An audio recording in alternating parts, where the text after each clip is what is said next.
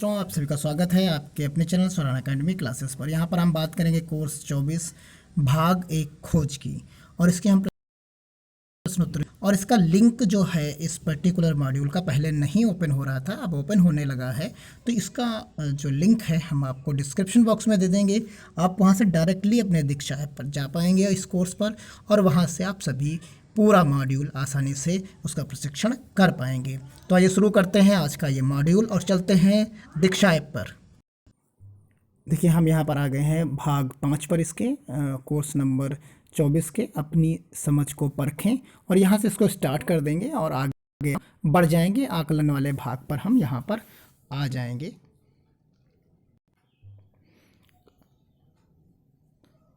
देखिए असेसमेंट आ जाएगा यहाँ पर। यहाँ ये ओपन हो जाएगा जितना अच्छा नेटवर्क होगा।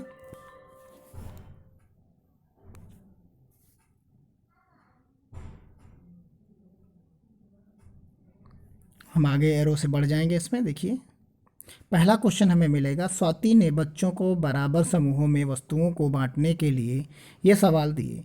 इनमें से वह सवाल चुने जो इस उद्देश्य के लिए सही रहेंगे। अब यहाँ पर जो पहला क्वेश्चन है इसका तीसरा ऑप्शन सही है। इसको हम सबमिट करके आगे बढ़ जाएंगे। देखिए हमारा ये विकल्प सही हो जाता है। फिर हम पहुँच जाएंगे क्वेश्चन नंबर अपने 2 पर, और यहाँ हम देखेंगे जो क्वेश्चन नंबर 2 है ऊपर जो मैरी ने प्रश्न 1 में दिए गए सवालों को इस तरह हल किया कि इसका जो ऑप्शन हमारा आएगा वो बराबर समूहों में बांटने की समझ, और इसे हम टिक करके आगे बढ़ जाएंगे।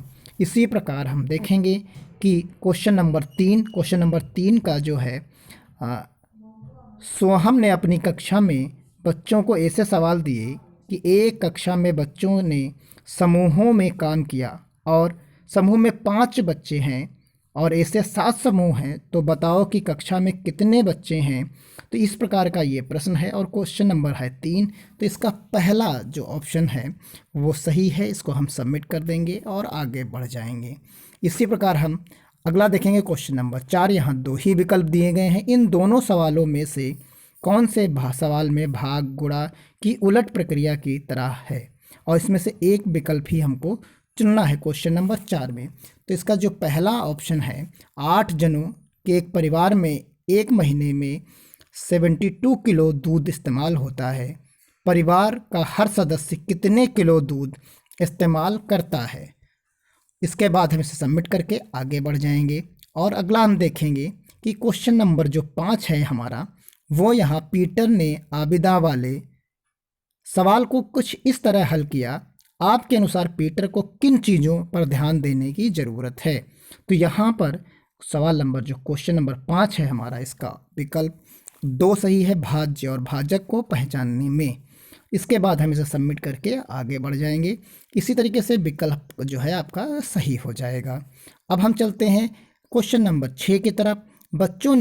बच्चों के लिए घटा गुणा भाग का चिन्ह और मानक कलन विधि के बीच संबंध बनाना क्यों जरूरी है। आप एक से अधिक विकल्प चुन सकते हैं। तो यह क्वेश्चन नंबर 6, यहाँ एक से अधिक विकल्प चुनना है। तो हमारा 30 जो है यहाँ पर दूसरा विकल्प और चौथा विकल्प हम यहाँ पर चुनेंगे। प्रक्रिया के आधार पर चिन्हों को इस्तेमाल कर पाएंगे और मानक विधि की ओर बढ़ पाएंगे। फिर यहाँ हम सबमिट करके देखिए आपका विकल्प सही है और हम आगे बढ़ जाएंगे। इसी तरीके से क्वेश्चन नंबर 7 है हमारा यहाँ पर। तो क्वेश्चन नंबर 7 में अमृता ने अपनी कक्षा में कलन विधि कुछ इस तरह बच्चों के सामने रखी। अमृता बच्चों ये सवाल कॉपी में लिखो। 480 भाग 3 इसका हल ऐसे लिखेंगे। तो यहाँ पर एक भाग करके दिखाया गया है आपको, और इसके आपसे ऑप्शन पूछे गए हैं कि कौन सा ऑप्शन सही होगा। तो घटा गुणा बराबर समूहों में बांटने की बात यहाँ पर कही गई है, यानी इसका विकल्प जो होगा वो चौथा विकल्प सही होगा। देखिए आपका ये चौथा विकल्प सही है।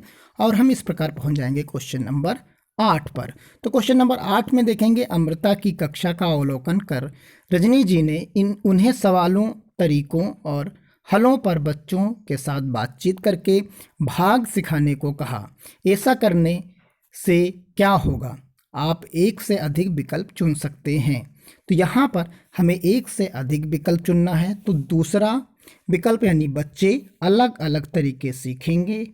फिर विकल्प नंबर जो है हमारा 3 है, इसे अपनी सोच बताने के लिए के मौके मिलेंगे। तो इस प्रकार हमारे ये दोनों विकल्प यहाँ पर सही हो जाते हैं और हम आगे बढ़ के देख लेते हैं। आप इसकी पूरा जो डिस्क्रिप्शन यहाँ पर जो एक्सप्लेन किया गया है इसे भी आप पढ़ सकते हैं। अगला क्वेश्चन हमें मिलता है क्वेश्चन नंबर 9 यहाँ पर। तो क्वेश्चन नंबर 9 में हम देखेंगे, सुमित जी ने अपनी कक्षा में बच्चों को बिना शेष वाली गुणा पहले सिखाई और फिर शेष वाली भाग। सुमित जी के लिए आप क्या सुझाव देंगे?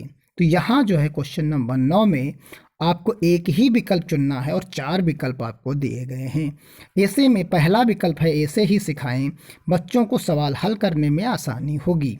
दूसरा विकल्प है शेष और बिना शेष के सवाल साथ में दें ताकि बच्चों की पूरी समझ बने। तीसरा सब ऑप्शन है इसमें प्रिंट सामग्री बच्चों की पाठ्यपुस्तक से जुड़ी हो।